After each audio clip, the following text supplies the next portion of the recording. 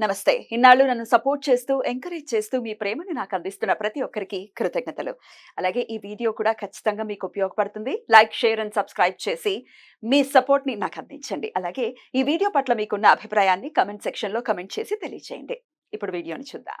నమస్తే. Welcome to our channel. నేను పద్మిని. ప్రస్తుతంతో పాటు ప్రముఖ ఆధ్యాత్మికవేత్త, నారీ సేన ఫౌండర్, దత్త ఉపాసకురాలు, శ్రీపాద శ్రీవల్లభ దత్తపీఠం వ్యవస్థాపకురాలు శ్రీమతి లతా దత్త గారు మనతో పాటు ఉన్నారు. మాట్లాడదాం. అక్క నమస్తే అక్క. నమస్తే రా పద్మిని.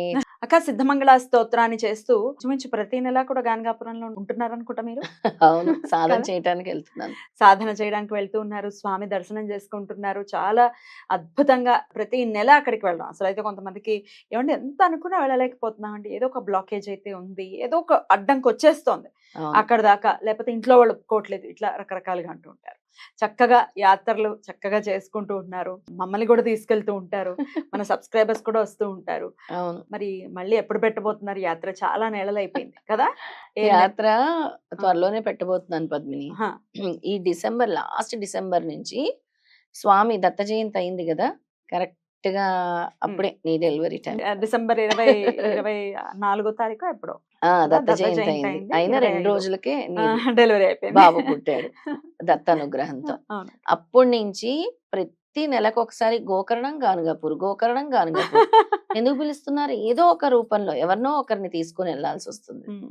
గోకర్ణం, గానుగాపూర్ వెళ్తున్నాను. ఇప్పటికి గానుగాపూర్ డిసెంబర్లో వెళ్ళాను, జనవరి, మళ్ళీ ఫిబ్రవరి ఒక్కటి వెళ్ళలేదేమో. ఫిబ్రవరి వెళ్ళాను, మార్చి వెళ్ళాను, ఉమ్. మళ్ళీ ఉమ్. మొన్న ఏప్రిల్ ఏప్రిల్ వెళ్ళాను, ఉమ్. మే ఒకటి మేలో కూడా వెళ్ళారు. మేలో వెళ్ళాను, మిడ్ ఎండల్లో వెళ్ళారు. మళ్ళీ ఉమ్. జులైలో కూడా వెళ్ళాల్సి వస్తుంది. మళ్ళీ వెళ్తున్నారా జులైలో? ఓ బ్యూటిఫుల్. అనుకోకుండా స్వామి అంటే ఎవరో ఒకరి రూపంలో మీరు రావాలి, మీరు వస్తే బాగుంటుంది మాతో పాటు అంటాం. అలా స్వామి పిలిపించుకుంటున్నారు. రైట్. అలా స్వామి పిలిపించుకుంటున్నారు. కానీ అలాగే అమ్మవారు పిలిపించుకోవాలని ఓ సంకల్పం పెట్టుకొని యాత్ర పెట్టడం జరిగింది. ఎక్కడ ఎప్పుడు ఉండబోతోంది యాత్ర? జూలై 25 అంటే శ్రావణ మాసం తొలి రోజు, ఓ బ్యూటిఫుల్. ఫస్ట్ డే, అమావాస్య నెక్స్ట్ డే, శ్రావణ మాసం తొలి రోజు శ్రావణ శుక్లపక్ష పాడ్యమి రోజు కొల్హాపూర్ మహాలక్ష్మిని దర్శించుకోవాలని. Beautiful beautiful. శ్రావణ మాసం అంటేనే లక్ష్మీదేవికి సంబంధించినటువంటి మాసం. కొల్హాపూర్ మహాలక్ష్మిని ఉమ్. అలాగా అమ్మవారిని దర్శించుకుంటే అయ్యవారిని దర్శించుకోవాలి కదా. నర్సోభావాడి, ఉమ్. ఔదంబర్, ఈ 3. ఔదమ్మర్ ఎక్కడ ఉంది? ఔదంబర్ కూడా కొల్హాపూర్ దగ్గరలోనే. ఉమ్. ఈ 3 క్షేత్రాలని కూడా ప్లాన్ చేస్తున్నా. ఔదమ్ అంటే ఏమిటి? ఏంటి ఆ క్షేత్రం? ఔదంబర్ కూడా మన నృసింహ సరస్వతి వెళ్ళి అక్కడ ఉన్న క్షేత్రం అన్నమాట. Okay. కరంజాలో నృసింహ సరస్వతి జన్మించారు. బట్ ఔదంబర్లో కూడా ఔదంబర్ అనే వృక్షం అక్కడ వెలసింది అని చెప్పి ఔదంబర్ అనే పేరు వచ్చింది. అది ఒక క్షేత్రం కింద, క్షేత్రం. ఉమ్. ముఖ్యమైన దత్త క్షేత్రాల కింద ఔదంబరు. నర్సోభావాడి ఏమో పంచ నదులు ఉంటాయి, ఉమ్. 5 నదులు కలిసింది. ఉమ్. పిల్లలు లేని వాళ్ళకి నర్సోభావాడి దర్శించుకుంటే పిల్లలు ఖచ్చితంగా పుడతారు. ఉమ్. అక్కడే ఒక ఆవిడికి సంతానాన్ని అనుగ్రహించారు ఉమ్. నరసింహ సరస్వతి స్వామి. ఉమ్. ఇంకా కొల్హాపూర్ మహాలక్ష్మి చెప్పని పక్కనే అక్కర్లేదు. చెప్పలేము అసలు. పక్కనే దత్తాత్రేయ స్వామి భిక్ష మందిరం ఉంటుంది. ఉంటుంది. అవును. చాలా బాగుంటుంది పద్మిని. ఉమ్. లాస్ట్ టైం వెళ్ళినప్పుడు ఉమ్. దత్త భిక్ష మందిరంలో అక్కడ నీళ్లు అందరికీ కొడతారు, వెళ్ళిన వాళ్ళందరికీ కొడతారు. నీళ్ళు కొట్టడం ఇలా అంటే? నీళ్లు జల్లుతారు. ఆ, అంటే ఆ. కొట్టడం అంటే ఇలా చెంబులతోనే వేస్తారు. ఆ.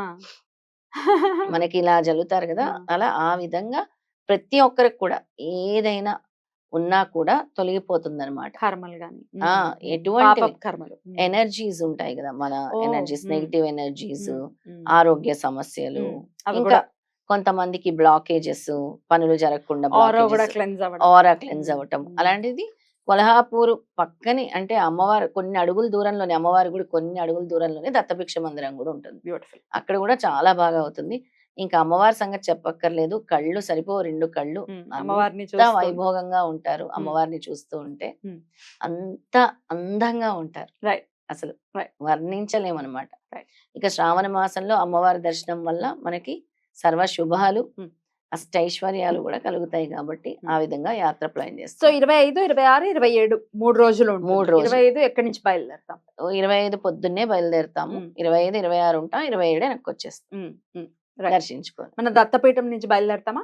దత్తపీఠం నుంచే బయలుదేరుతాం. Right. దత్తపీఠం నుంచి బయలుదేరుతాము, మళ్ళీ అక్కడే డ్రాప్ చేస్తాం. సో అక్కడ దర్శనాలు కానీ, లేకపోతే అకామిడేషన్ కానీ, అంటే రూము, ఫుడ్డు అన్నీ కూడా అన్నీ మనమే ప్రొవైడ్ చేస్తాం. హ్మ్. ఈ 3 క్షేత్రాలు చూపిస్తాము. హ్మ్. అన్నీ మనమే ప్రొవైడ్ చేస్తాం. రైట్. సో ఎట్లా ఇప్పుడు దూర ప్రాంతాల నుంచి వచ్చేవాళ్ళు ఎప్పుడు రావాలి? ఇట్లాంటి డౌట్స్ కూడా వస్తూ ఉంటాయి. ఆ రోజు ఉదయాన్నే దిగినా పర్వాలేదు. వాళ్ళు హ్మ్. 5, 6 దిగినా మనం 7 బయలుదేరుతాం కాబట్టి హ్మ్. మన పీఠంలోనే ఫ్రెష్ అయిపోవచ్చు. హ్మ్. ఆ వసతి కూడా ఇస్తున్నారు. ఓహ్! బ్యూటిఫుల్.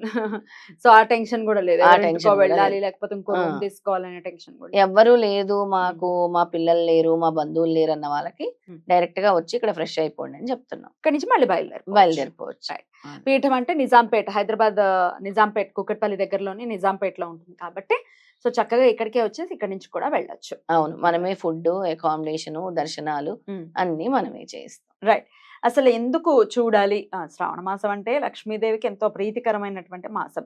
అమ్మవారి దర్శనం ఎందుకు చేసుకోవాలని అడగకూడదు. కానీ ఎటువంటి కోరికలు నెరవేరటం కోసం నరసోబావాడి కానీ, ఔదంబర్ క్షేత్రం కానీ వెళ్తే ఎటువంటి కోరికలు నెరవేరుతాయి? చాలా చక్కగా అడిగావు పద్మిని. దత్తాత్రేయ స్వామి దగ్గరికి ముందుగా మనం వెళ్తున్నాము అనంటే, మనకి కోటి, కోటి జన్మల నుంచి పేరుకుపోయిన కర్మలుంటాయి. హ్మ్. హ్మ్. చాలా కష్టం. ఆ కర్మ సిద్ధాంతం తెలిసిన వాళ్ళకి తెలుస్తాయి. ఆ కర్మలు ఎప్పుడు తొలగుతాయి? దత్తక్షేత్రాలను నువ్వు అడుగుపెట్టినప్పుడు కొంచెం, కొంచెం నీ కర్మలు తొలుగుతూ ఉంటాయి. ఒక కోరికతో నువ్వు వెళ్తున్నావు. ఒక పుత్ర సంతానము అంటే పిల్లలు కావాలి, పిల్లలు పుట్టట్లేదు అన్న వాళ్ళు నరసోబావాడిని తప్పకుండా దర్శించాలి. ఓకే. సంతానం కావాలనుకున్న వాళ్ళు. అక్కడ పంచనదులు కలుస్తాయి కాబట్టి పంచగంగా నది అంటారు. 64 యోగినీలు ఉన్న ప్రదేశం కూడా హ్మ్. అదే ప్రదేశం. 64 యోగినీలు స్వామిని పూజించుకున్న ప్రదేశం కూడా నరసోబావాడియే. హ్మ్. అక్కడే నిద్ర చేసి చక్కగా అక్కడ అభిషేకం చేసుకొని స్వామికి అక్కడ కూర్చొని పారాయణం చదువుకొని సంతానాన్ని పొందిన వాళ్ళు కూడా చాలా మంది ఉన్నారు. గతంలో కూడా. హ్మ్. అంటే ఈ కలియుగంలో కూడా చాలా మంది. బ్యూటిఫుల్. అందుకని ఔదంబర్‌లో గూడా మనము స్వామిని దర్శించుకోవటం వల్ల మనకి ఏవైతే మన మనోవాంఛ అది నెరవేరుతుంది. నరసోబావాడి వల్ల, హ్మ్. ఔదంబర ఔదంబర్ వల్ల, ముఖ్యంగా కొల్హాపూర్ దర్శనం వల్ల కూడా లక్ష్మీదేవి తిరుగులేదసలు. తిరుగులేదు. ఎందుకంటే శక్తిపీఠం కాబట్టి. శక్తిపీఠం. హ్మ్. హ్మ్. రైట్ అక్క.